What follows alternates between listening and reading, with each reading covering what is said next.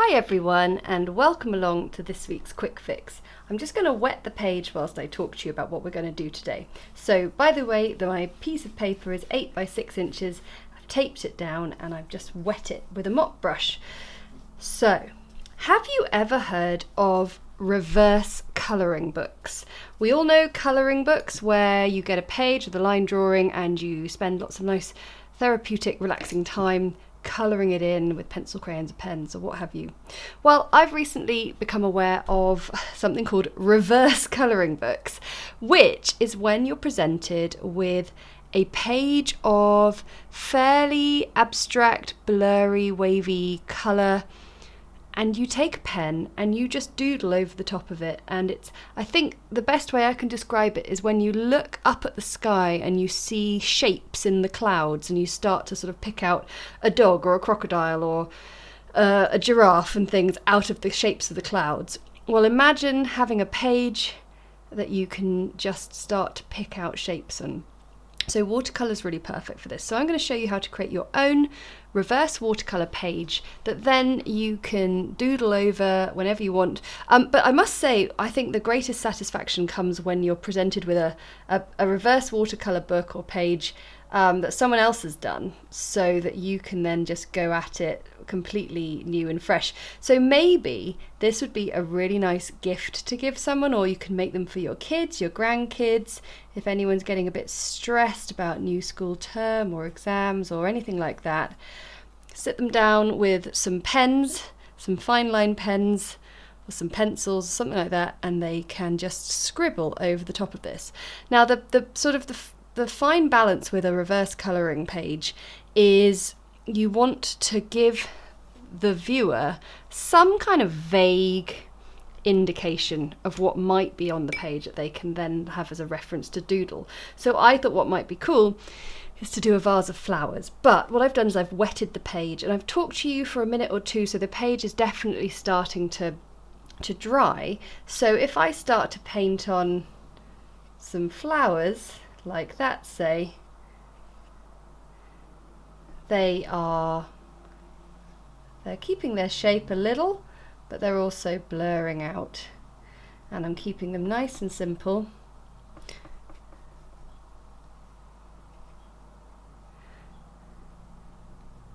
And I'm just going to keep on sort of painting in some kind of abstract shapes. Those could be tulips, they could be anything. But essentially what I'm doing is I'm building up something that is loose enough that you could come in with some lovely fine line pens and start to create something really lovely. I guess it's a little bit like along the lines of doing a line and wash piece, isn't it, really? So with this wet page, I'm just being careful not to muddy the colours, but it's brilliant. This page is lovely and damp, so it's allowing me to paint things really loosely, and we can still just about see what there is there. So now I'm going to put in a vase, so you can see the page is starting to dry. So you don't want to go too slowly.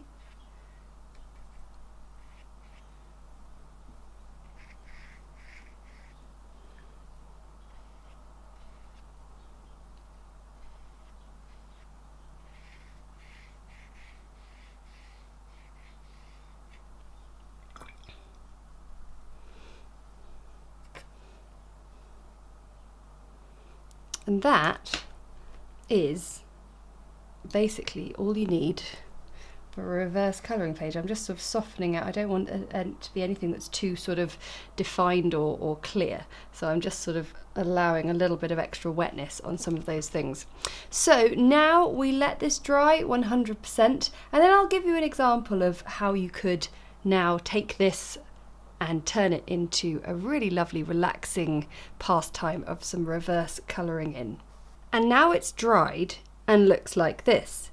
And I've got with me my normal black fine line pens, but the beauty of the reverse colouring in book is you don't have to just doodle with black pens. You could use pens, crayons, whatever you wanted really. So I'm just going to have a lovely time now, just sort of seeing what I can see. So for me, I want to turn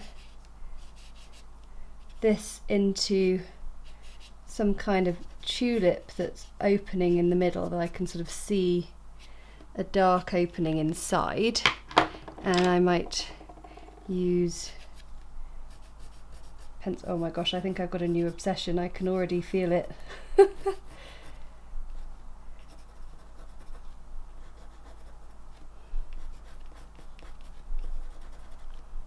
And it's just another way of really relaxing into and enjoying your art, and that is the most important thing. Whoops. So I can see a little leaf just peeking in down from there. I quite like this sort of combination of the pens and the pencil crayons. And then at the end, you never know, I might even add a little bit of the fine lines, but for now I'm as happy as Larry creating my very own little floral bouquet just from what I can see on here. And the beauty of the reverse colouring technique is that you might see something completely different, just how we were describing with the clouds. And actually, I was saying I thought maybe it's better if you're colouring in something that you didn't create in the first place. But actually, I'm still getting a huge amount of enjoyment out of this. So I don't know if that's strictly true.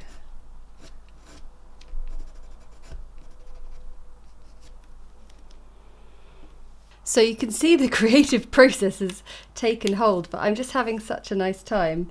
And I thought I'd just bring you along for my big finale with the vase. The whole point is not, this is not now any kind of tutorial. This is just a permission, not like you need it, to go and have some fun in terms of just like messing about with some pencils and pens and crayons, and try this reverse colouring book. Well, it's not a book, it's just a page, but this reverse colouring technique, and you really won't regret it. I trust me.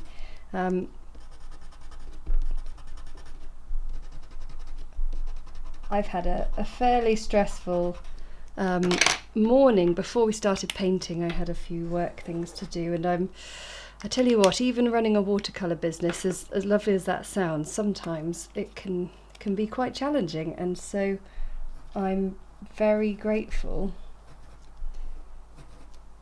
to getting to do this for a little bit.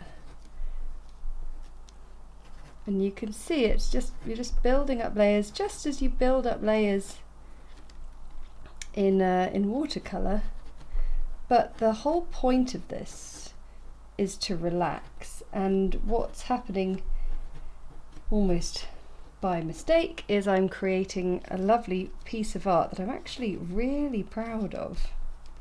And you can be much more meticulous than me. I'm getting the classic like hand covered in ink, covered in felt tip pens situation here. So I'm trying to be good and not end up with huge smudges on the side. But I just think sometimes you've really got to be kind to yourself and think about, why is it you are sitting down to paint? And I know all of us are keen to create, and we want to create something beautiful, but sometimes the thing you create just needs to have no sense of purpose or direction other than to make you feel good. and this is 100% that, and in enjoying myself, I feel like I'm creating something really lovely. So this is where I will stop, and I'll get my pens and pencils back in order just for any of you concerned that I'm going to leave a messy desk. I promise I won't. But have a go. This is all about enjoying yourself and relaxing, and I think it's a lovely thing to do with the family, with younger members of the family who are interested in art, and maybe watercolour they're not quite ready for the more detailed projects we do on here, but why not have a go at some reverse colouring in. Don't forget to like and subscribe and comment below if you think this is something you'd like to see me do more of, or something you're really interested in. I'd love to know, because I think it's a really interesting concept. Thanks so much for watching, and I'll see you again next time. Bye!